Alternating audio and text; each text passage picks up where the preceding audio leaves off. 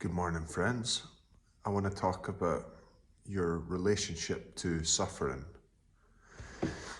because your relationship to suffering is what is going to create the quality of your life. Many religious practices, many capitalistic sales processes, if not all, deal with the realm of human suffering, and it's not one that we talk about a lot.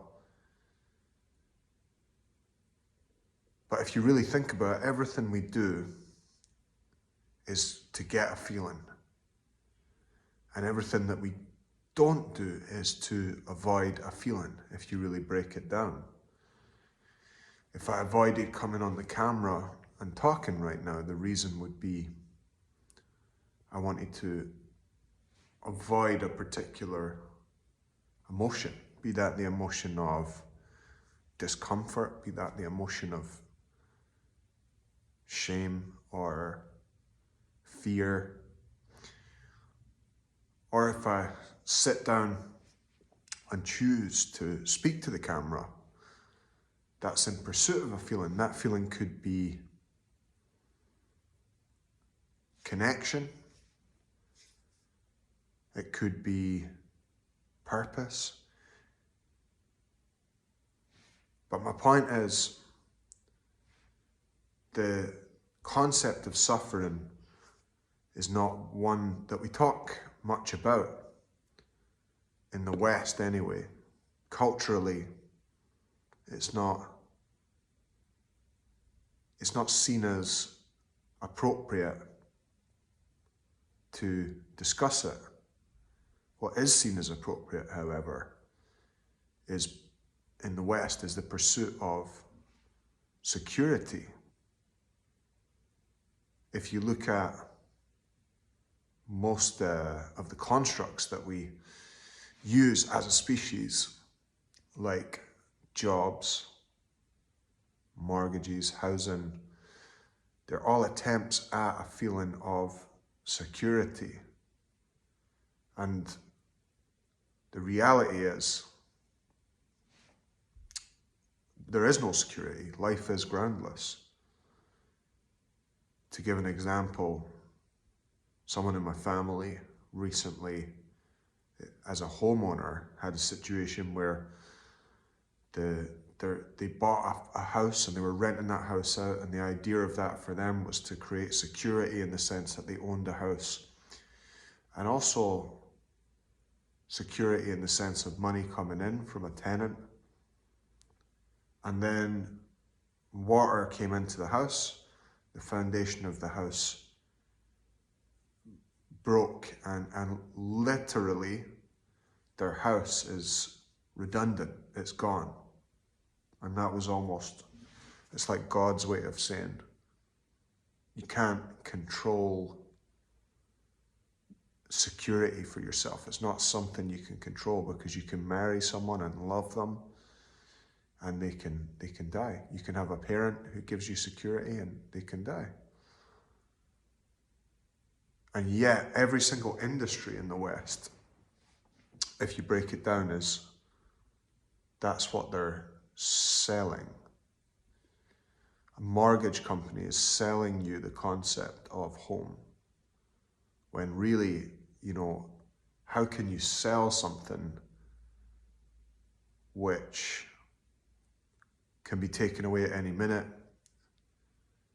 And if you think it sounds extreme for me to say things can be taken away at any minute, then consider yourself one of the lucky ones, because many of us have had that experience. So that I'm making this point because we, as a species, we want to avoid suffering, and we want to pursue security and freedom.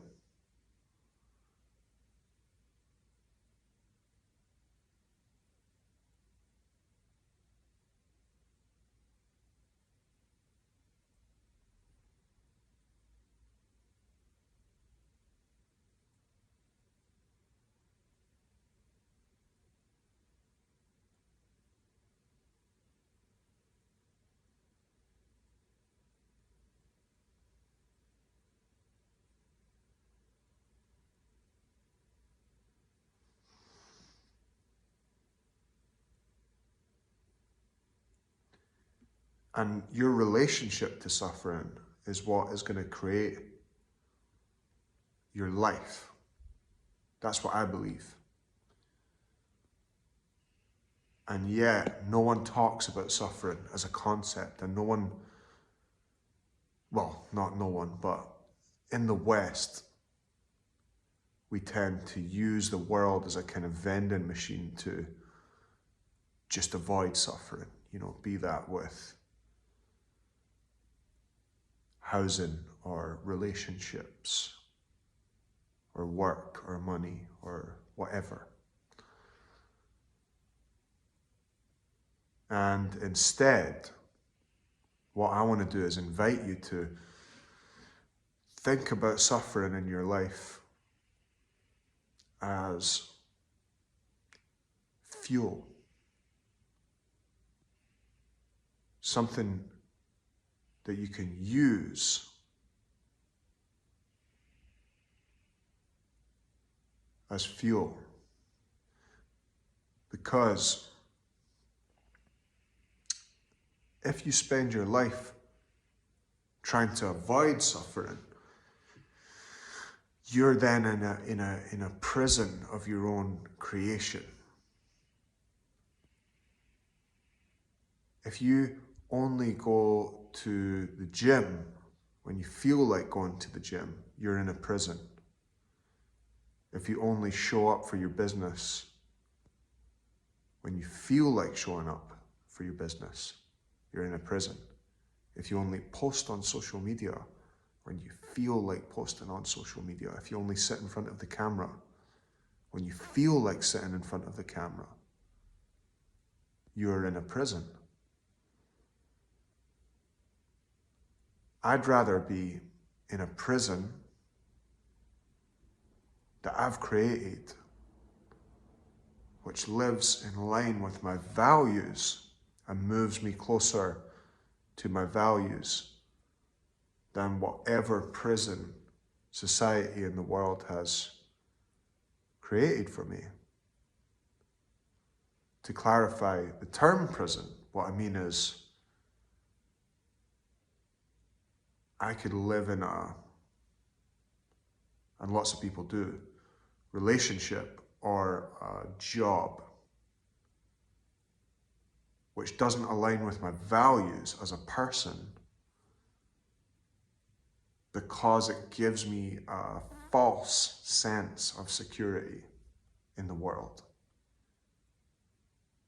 There's only one sense of security that matters, and that's your nervous system. And if you can balance your nervous system through therapy, in some cases through medication,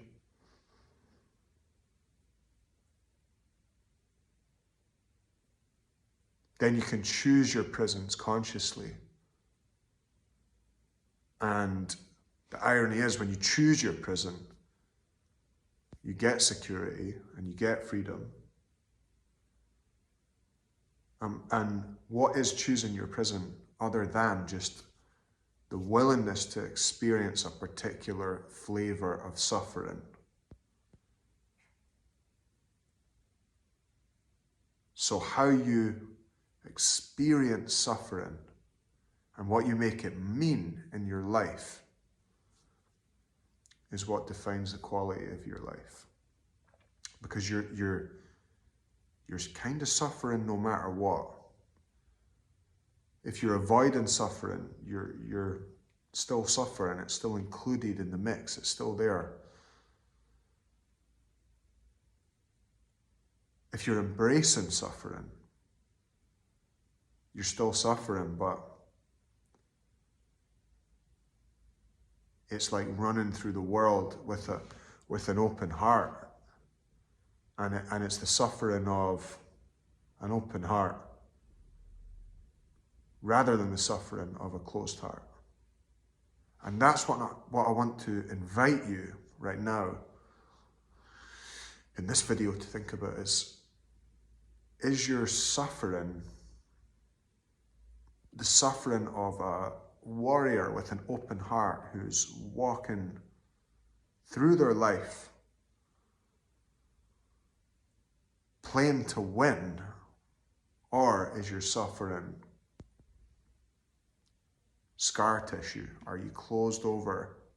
Is your heart closed over? Are you trying to